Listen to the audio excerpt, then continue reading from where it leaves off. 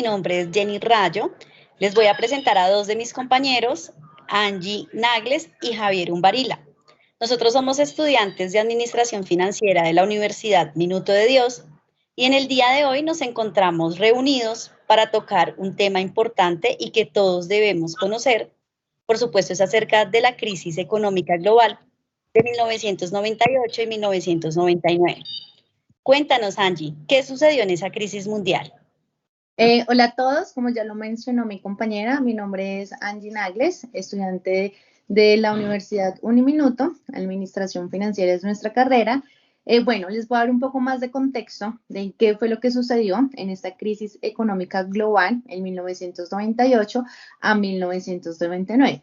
Pero queremos resaltar que realmente desde 1997 veníamos cerrando una crisis asiática que también afectó a todo el mundo. En 1998, básicamente Rusia fue quien sufrió el mayor impacto por la deuda a toda la soberanía en el mundo y la gran devaluación de su moneda. Los precios del petróleo y sus reservas en divisas estaban muy bajas. Pero ya para el periodo de 1999, la crisis económica se inicia básicamente por la caída en la producción de manufactura. Esto ocasionó el deterioro del consumo y la producción, el cierre de ciertos sectores y la caída de los ingresos de los hogares, más la ruptura en los encadenamientos productivos, pues el menor demandante en estos sectores pues disminuyó y esto obligó a que muchos comercios en diferentes países se tuvieran que ir y dejar de invertir. ¿Listo? También en esto o en consecuencia de esto, los obreros, que es básicamente las personas que trabajan en el sector operario, fueron los más perjudicados en temas de contratación, pues ya no habían empresas que contrataran pues para poder hacer sus servicios, sino simplemente se cerraban y ya no tenían ingresos sus hogares. De acuerdo, interesante. Angie, ¿qué impacto tuvo en Colombia? Listo, básicamente, como ya lo mencionamos, pues fue una crisis a nivel mundial donde todos los países se vieron muy afectados y Colombia pues no estuvo atrás porque básicamente todos tuvieron un excesivo endeudamiento en el sector público y en el sector privado, ¿vale? ¿Por qué se vio afectado? Básicamente por las tasas de los intereses, porque eran excesivamente altas y tocaron los niveles más altos a nivel Colombia y a nivel del mundo. ¿Qué quería decir esto? Donde las personas tenían unas deudas, pero no tenían trabajo para poder pagar y si los intereses estaban demasiado altos. Entonces, como ya les había mencionado, pues esto contrajo un efecto que se llama dominó, ya que no habían recursos de inversión para compra o venta y mover como el sector de moneda o el sector monetario. De acuerdo. Javier, ¿y cómo afectó al peso colombiano esta crisis? Igual, buenas tardes, hola Jenny, ¿cómo estás? Angie y a todos, mi nombre es Javier Umbarila, de igual forma estudiante de la Uniminuto, programa de Administración Financiera. Pues primero comentarte qué es una devaluación, ¿cierto? La devaluación es la pérdida del valor que tenemos en nuestra moneda nacional, en este caso el peso, respecto al dólar, y eso fue lo que afectó en el 1998. ¿Qué pasa? Fueron más del 95% del valor que perdimos en la moneda, y todo esto implica que las importaciones se vuelvan más costosas, ¿sí? El hecho de que algún productor quiera traer una maquinaria para, pues, acrecentar su producción y eso que le implique que cuando exporte baje el precio, pues se inestabiliza la economía. Esto, entre otras causas, pues refiere mucho a que a veces se imprimen más billetes, la moneda pierde el valor, baja la demanda de la moneda, la desconfianza en el propio gobierno, la incertidumbre de la economía hace pues que los inversores ya no manejen pues acá inversiones en nuestro país, sino que se vayan pues al exterior. Y pues eso principalmente es lo que nos afectó y lo que devaluó la moneda en el 98. De acuerdo. Yo considero que la caída del petróleo también, por supuesto, afectó la devaluación del peso colombiano. Para nadie es un secreto que Colombia depende en gran medida de esas exportaciones de petróleo y, por supuesto, en el año 1998 hubo una caída en el precio del crudo y, por supuesto, que también eso redujo bastante los ingresos. Fue significativamente la afectación que vivió Colombia. Entonces, no sé, mi pregunta es, ¿para ustedes fueron suficientes las medidas que tomó el gobierno frente a la crisis económica que enfrentó el país? porque en lo personal para mí no fue suficiente.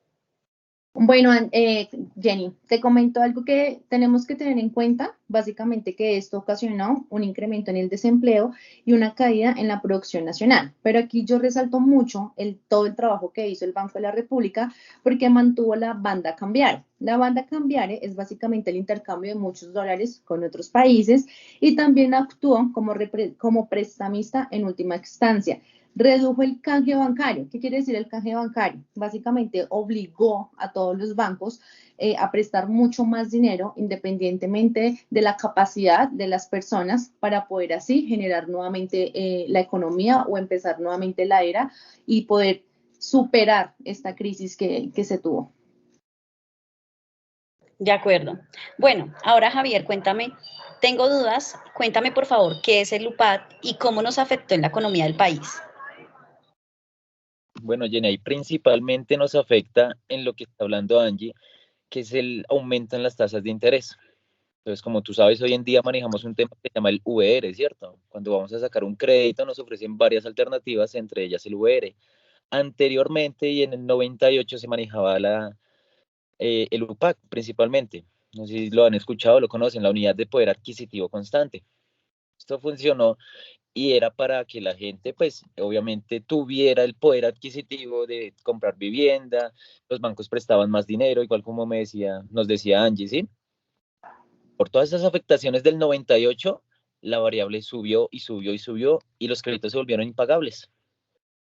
Entonces, ¿qué pasó? El sector de la construcción se pausó, afectó a las corporaciones de vivienda. No sé si ustedes se acuerdan de lo que manejábamos como Conavi, Gran Ahorrar. Todas estas entidades se vieron afectadas.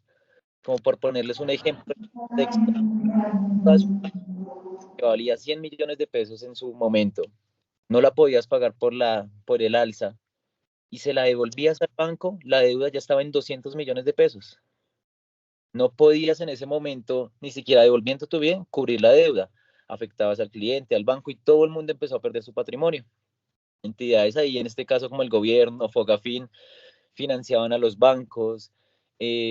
Por ponerte también texto y otro ejemplo, habían clientes que si aún así lograban estar al día con sus créditos, ellos lo financiaban durante 10 años para que pudieran recuperar su patrimonio.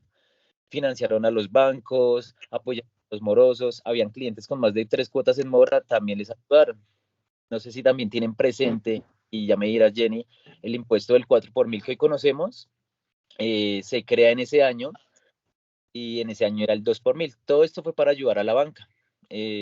Principalmente, pues iba a durar dos añitos nomás, pues ya como sigue apoyando, pero ya tenemos economías más estables en el momento.